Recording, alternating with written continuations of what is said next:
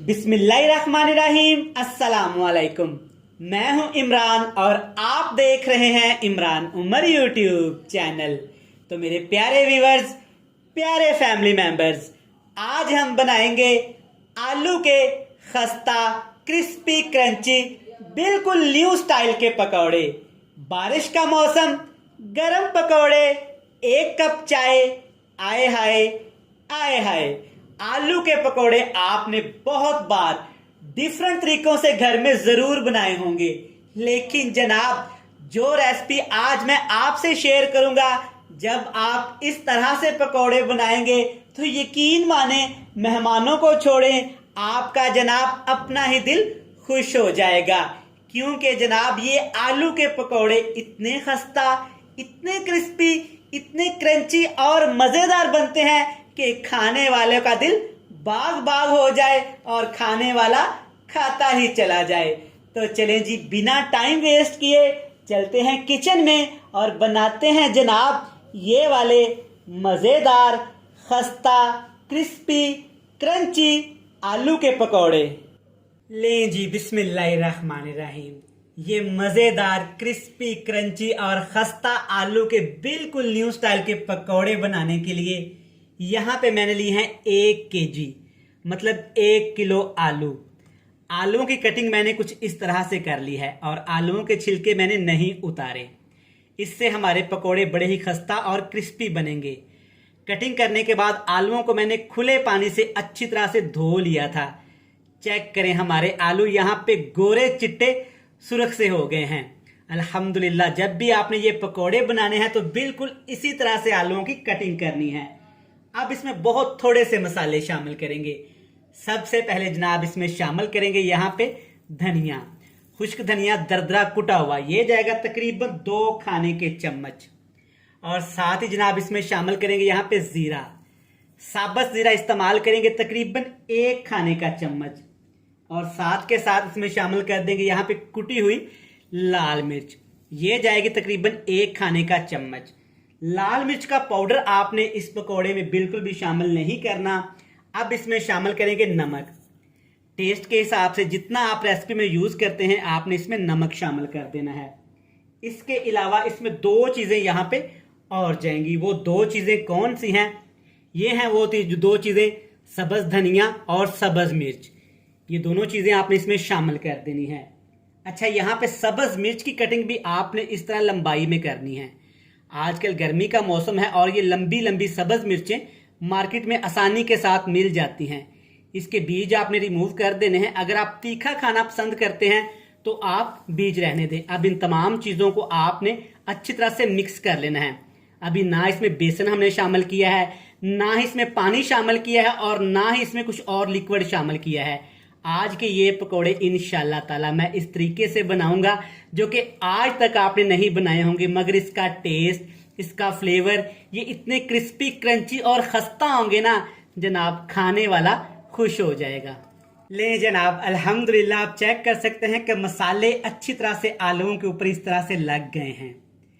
आपने ना इसमें पानी डालना है और ना ही अभी इसमें बेसन डालना है। आगे जाके हम एक मजेदार सा इसके लिए लिक्विड तैयार करेंगे जो कि जनाब आज तक आपने ना ही खाए होंगे ऐसे पकौड़े और ना ही इस तरीके से बनाए होंगे।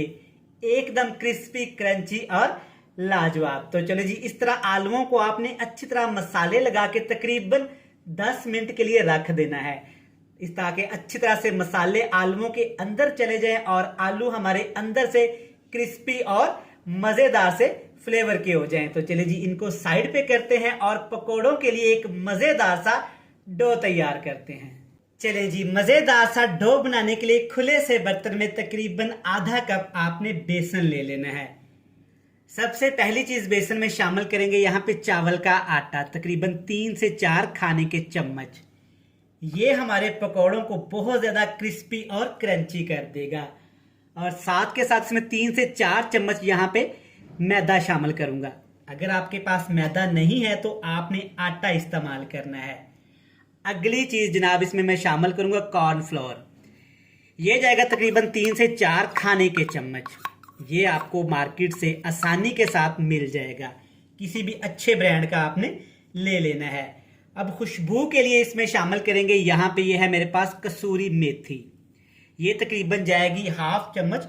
अब इसमें जनाब शामिल करेंगे यहाँ पे 3 से 4 खाने के चम्मच दही। फ्रेश दही है, खट्टे दही का आपने इस्तेमाल नहीं करना।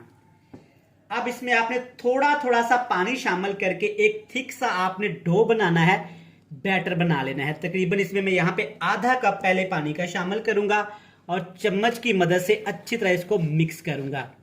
चलें जी, अल्हम्दुलिल्लाह आप चेक कर सकते हैं कि तमाम चीज़ें अच्छी तरह से यहाँ पे मिक्स हो गई हैं। ये वाला बैटर इस तरह का होना चाहिए, आप चेक कर सकते हैं वीडियो में, ना ज़्यादा पतला और ना ही ज़्यादा गाढ़ा। इसमें तकरीबन 1 कप मैंने पानी का शामिल किया है। आप घर में किसी भी कप से मेजरमेंट्स कर सकते हैं, किसी भी बर्तन से आप अंदाज़ा लगा सकते हैं। इस तरीके का ये वाला बैटर होना चाहिए। अच्छा, यहाँ पे आप इसको जितना ज़्यादा फेंटा लगाएंगे, जितना ज़्यादा मिक्स करेंगे, उतने ही पकोड़े हमारे क्रिस्पी और फ्लफी बनेंगे।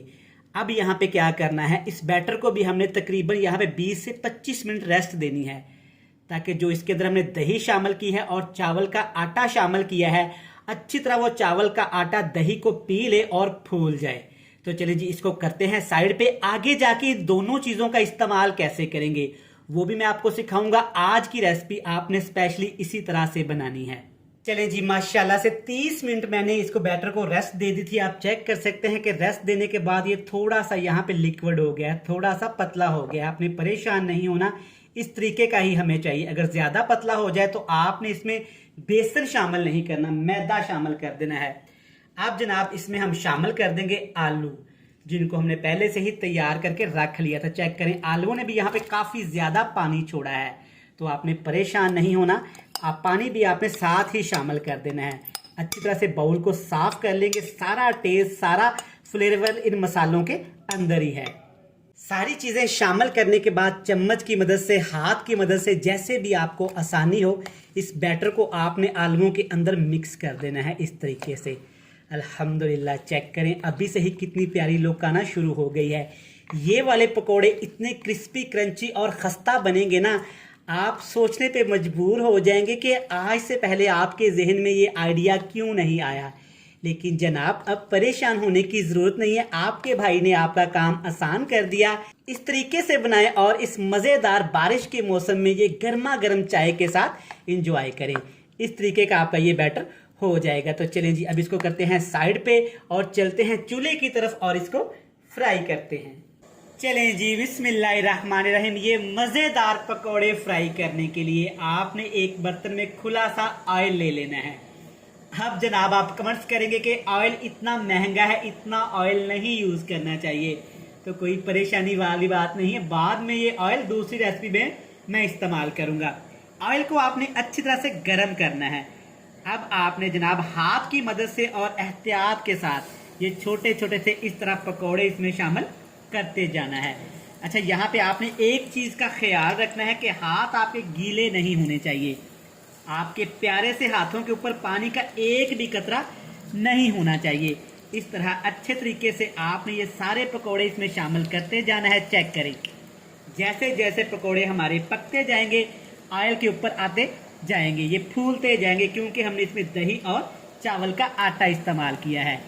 जितने पकोड़े आपकी कढ़ाई में अच्छी तरह से आ जाएं, आपने उतने ही शामिल करने हैं, ज़्यादा इसमें शामिल नहीं करना। अब पकोड़े शामिल करने के बाद 1 मिनट के लिए आपने इनको नहीं हिलाना, ताकि पकोड़े हमारे अच्छे से स्ट्रॉन्ग हो जाएं और पक जाएं। चलें जी, सिर्फ 2 मिनट के बाद माशाल्लाह चेक करें, सारे पकोड़े ऑयल के ऊपर आ गए हैं और ये पकना शुरू हो गए हैं। अब यहाँ पे आग का फ्लेम थोड़ा सा लो कर देंगे, ताकि आलू हमारे अंदर तक यहाँ पे पक जाएं। ऐसे एक दफ़ा अच्छी तरह से हिला देंगे, जैसे मर्जी जनाब आप इनको घुमाएं, फिराएं, सैर कराएं, ये बिल्कुल भी नहीं टूटेंगे और ये अच्छी तरह से स्ट्रांग हो गए हैं। तो चलें जी, 1 से 2 मिनट के लिए इनको पका लेते हैं, ताकि आलू हमारे अंदर तक पक जाएं और ऊपर से क्रिस्पी हो जाएं। चलें जी, माशाल्लाह से अल्हम्दुलिल्लाह टोटल टाइम लगा है यहाँ पे 5 से 6 मिनट। आप चेक कर सकते हैं, आवाज़ से चेक कर सकते हैं, ये अच्छी तरह से पक गए हैं, अंदर तक पक गए हैं और क्रिस्पी हो गए हैं। अब आपने ये वाले पकोड़े मज़ेदार से ऑयल के अंदर से निकाल लेने हैं। ऑयल अच्छी तरह से आपने निचोड़ लेना है। डिश वगैरह में रखने से पहले आपने यहाँ पे टिश्यू रख लेने हैं। तो चलें जी, ये निकाल लेते हैं और दोबारा से फिर फ्राई करेंगे। सारे पकोड़े आयल से निकाल लिए हैं, फिर से वही प्रैक्टिस। हाथ आपके खुश्क होने चाहिए। छोटे छोटे ऐसे पकोड़े गरम आयल में डालते जाएंगे। जब आपने पकोड़े आयल के अंदर शामिल करने हैं तो आपने आयल फुल गरम कर लेना है और आग का फ्लेम हाई होना चाहिए। जैसे थोड़े से पकोड़े आपके स्ट्रॉन्ग हो जाएं तब आपने आग का फ्लेम थोड़ा सा लो टू मीडियम कर देना है और स्लो फ्लेम पे इसको पकाना है। तो चले जी, अगर सारे पकोड़े फ्राई करते वक्त आपको दिखाए वीडियो लंबी हो जानी है। मेरे बहन भाइयों के पास इतना टाइम कहाँ होता है। तो चले जी, सारे पकोड़े इसी तरह से फ्राई करते हैं। फ्राई करने के बाद आपसे मिलेंगे फाइनल लुक में। लें जनाब, अल्हम्दुलिल्लाह माशाल्लाह सदके। चेक करें जनाब, हमारे न्यू स्टाइल के आलू के पकोड़े कितने ही मज़ेदार, क्रिस्पी, क्रंची और खस्ता से तैयार हुए हैं जनाब। साथ में केचप, फ्रेश सलाद और पुदीने वाले रायते का इस्तेमाल करें और इंजॉय करें ये गर्मा गर्म पकौड़े बारिश के मौसम में। मैं उम्मीद करता हूं कि आपको ये मज़ेदार सी रेसिपी पसंद आई होगी। वीडियो अच्छी लगे जल्दी से चैनल को सब्सक्राइब भी कर लें, बेल आइकन को प्रेस भी कर दें, फ्रेंड्स एंड फैमिली मेंबर के साथ शेयर भी कर दें। कल फिर मिलेंगे नए और मज़ेदार वीडियो के साथ। तब तक इमरान उमर को दीजिएगा इजाज़त। ढेर सारा प्यार, दुआओं में रखिएगा याद। खुदा हाफिज।